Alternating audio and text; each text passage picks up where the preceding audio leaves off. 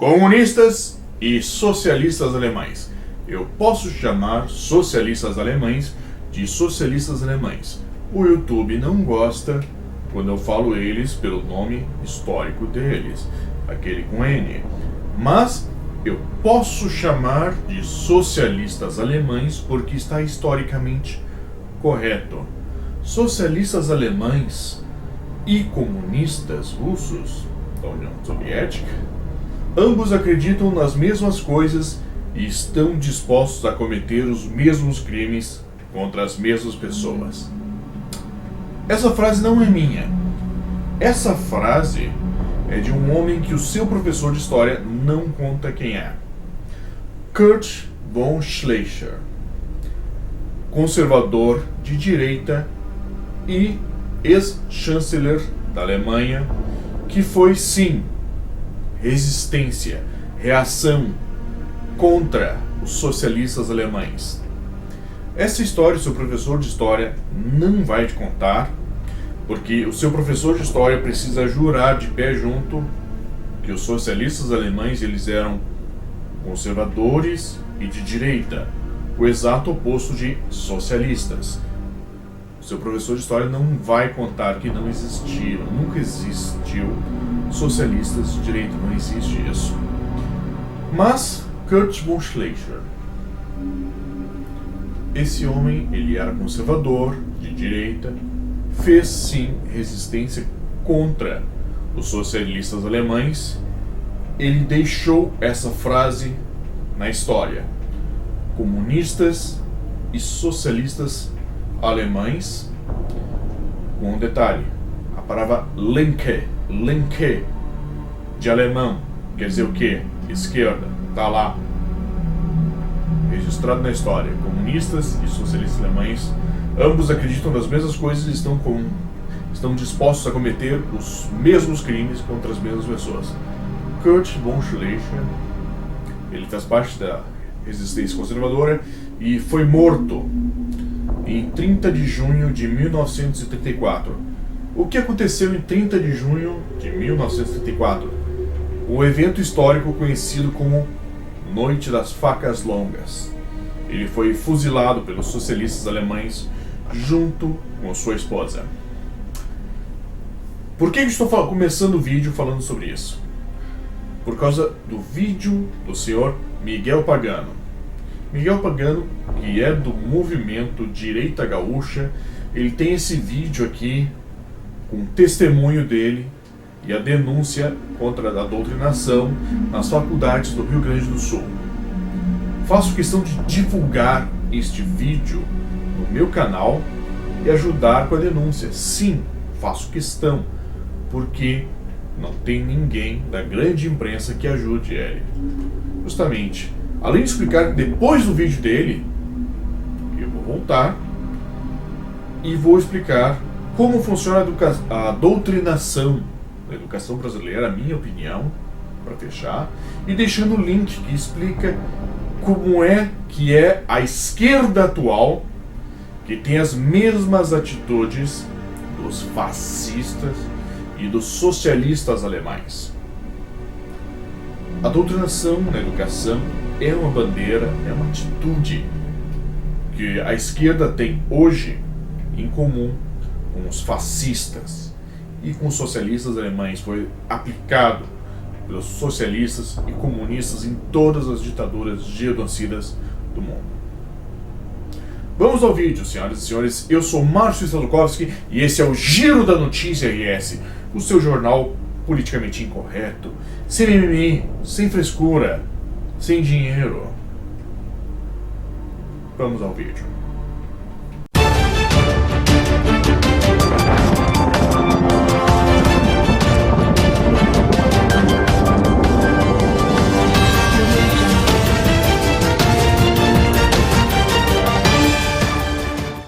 Sou pai de 3 filhos.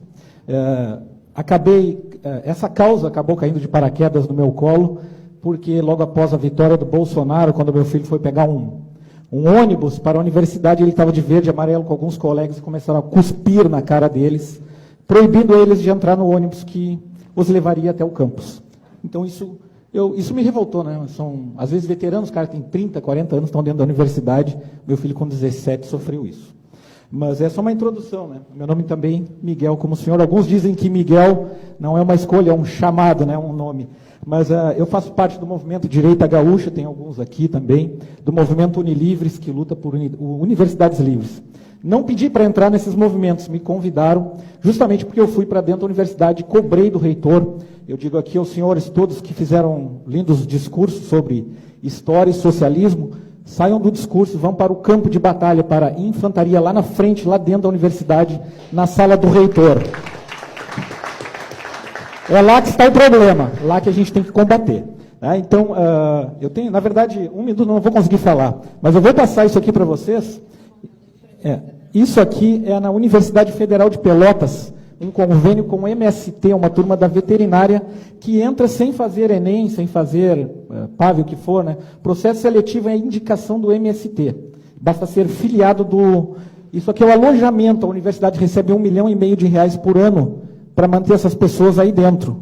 Eu chamo de campo de concentração da Universidade Federal de Pelotas.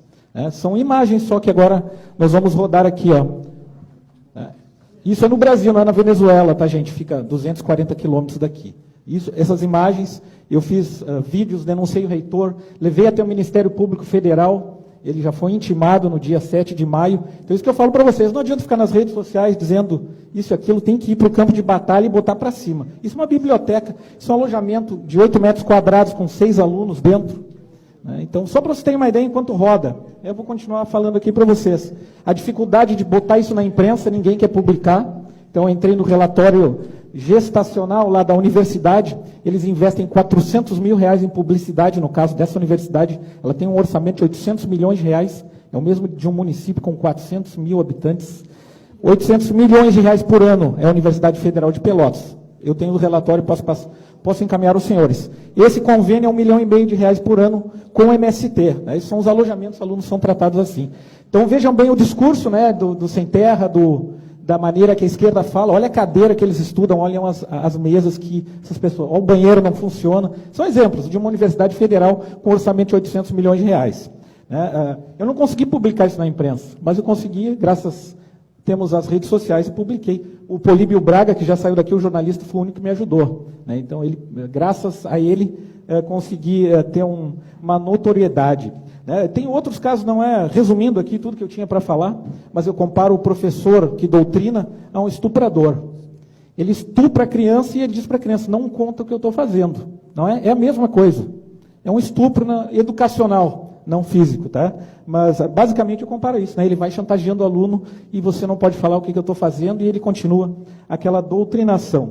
Também, e como eu falei, isso caiu de paraquedas no meu colo e eu poderia citar para os senhores aqui mais de 1.000 casos, 1.000 casos. Em uma semana eu recebi 200. E não são somente alunos, são servidores também.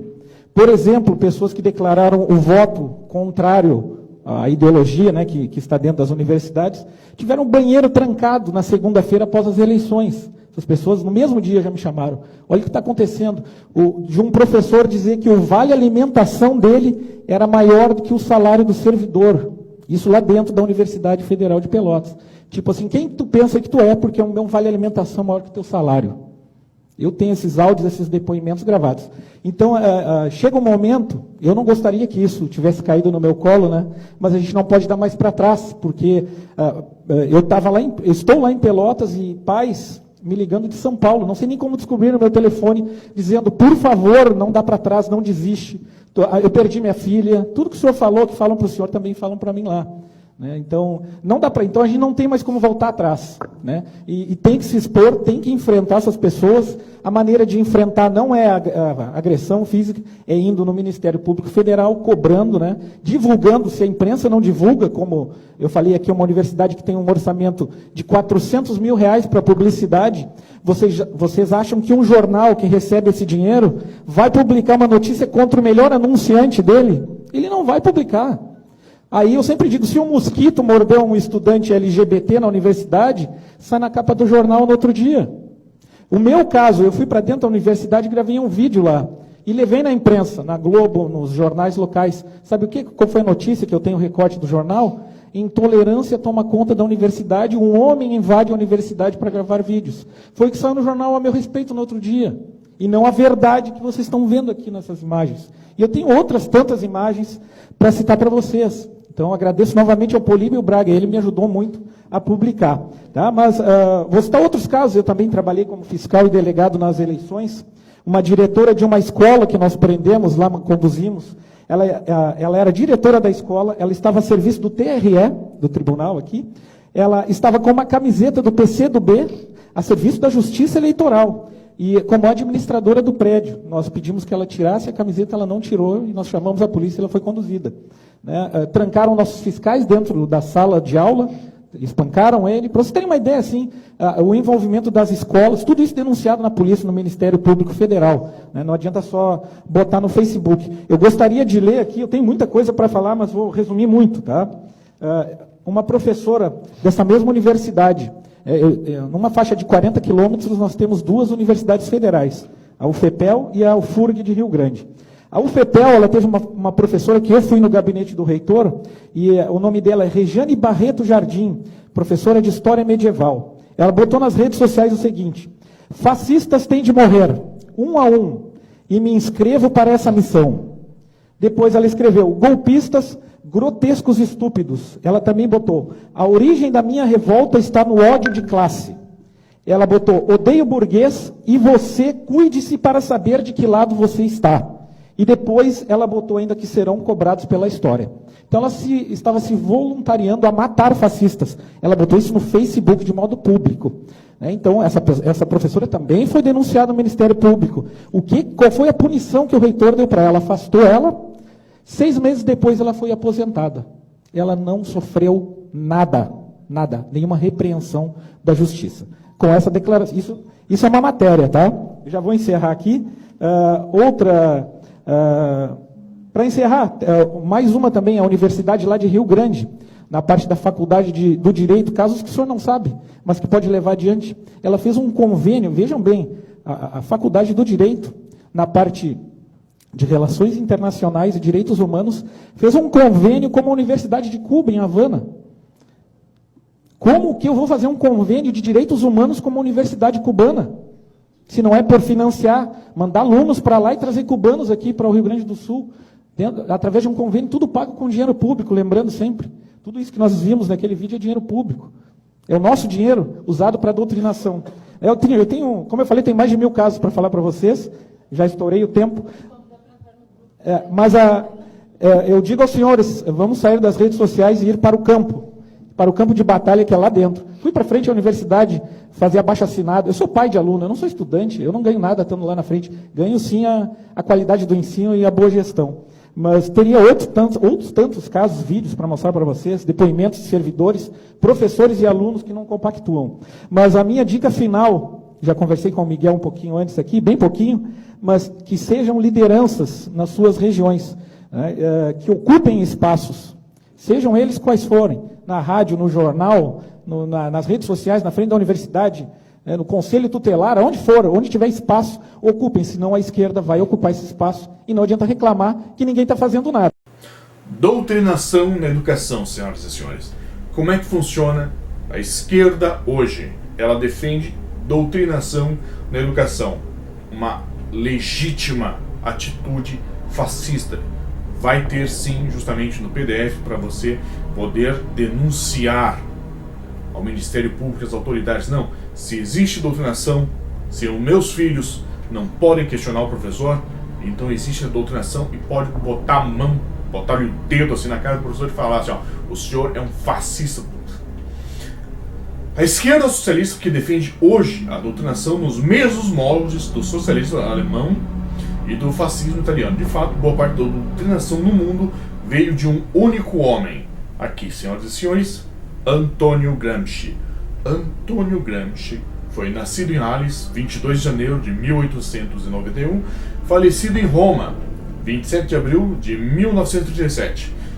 Em 1913, ele se filiou ao Partido Socialista Italiano, onde conheceu o seu amigo e colega Benito Mussolini.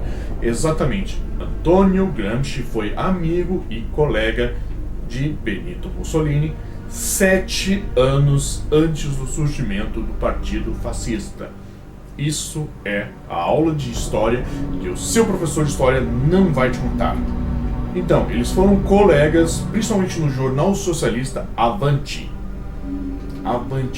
E mais tarde, Benito Mussolini ajudaria Antonio Gramsci a fundar o Partido Comunista da Itália. Isso o seu professor de história nunca vai falar.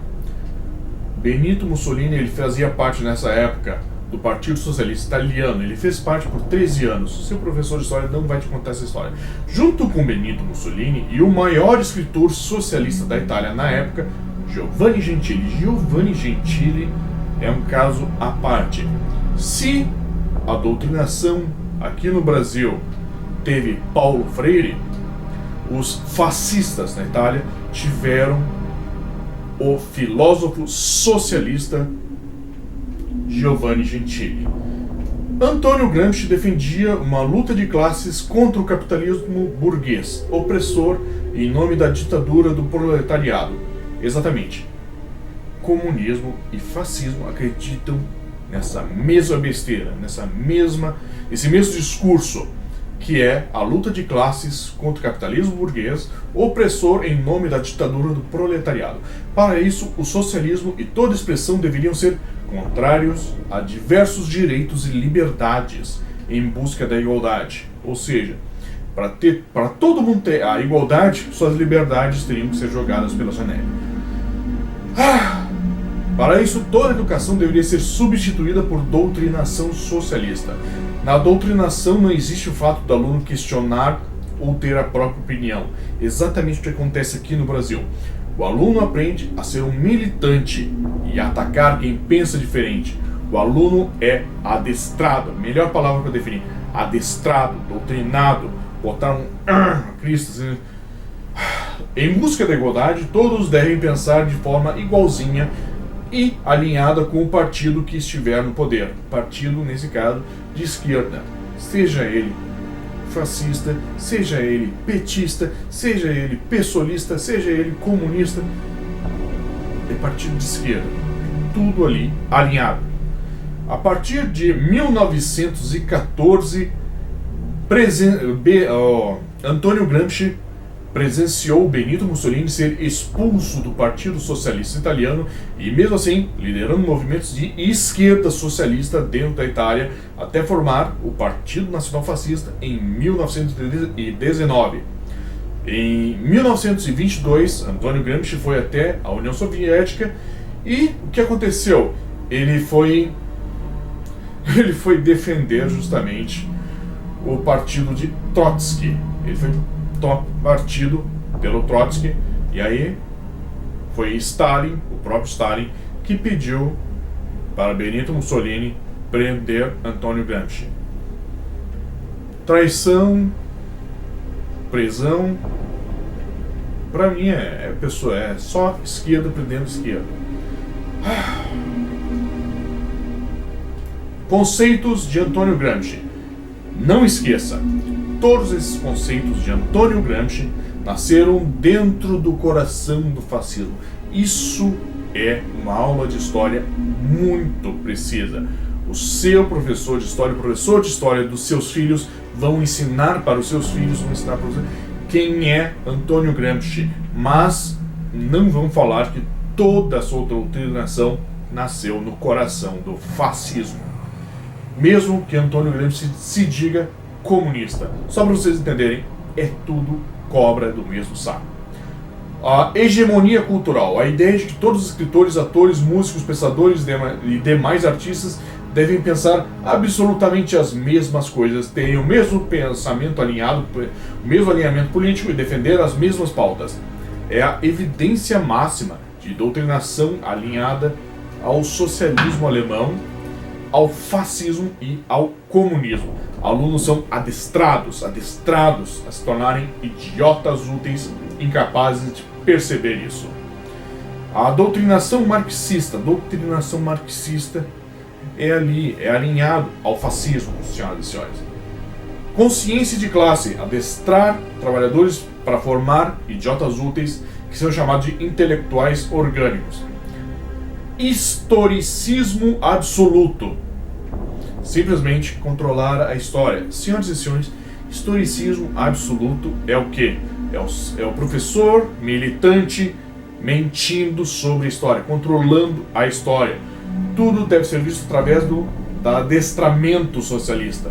Na prática, é só a visão da doutrina séria. O aluno é adestrado a não questionar a história até que seja ordenado a questionar a história. É ordem, é adestração, é adestramento, doutrinação. Vamos aqui a um grande exemplo de historicismo. Até o final da Segunda Guerra, fascismo e nacional-socialismo teriam boa parte da sua história mudada para se tornarem aquilo contra o que Stalin pregou. De fato, assim que editou a história para remover o rival Trotsky de diversos eventos públicos da história da União das Repúblicas Socialistas Soviéticas, Stalin mudou a história para afirmar que ele invadiu diversos países antes da Segunda Guerra para combater o fascismo. Exatamente.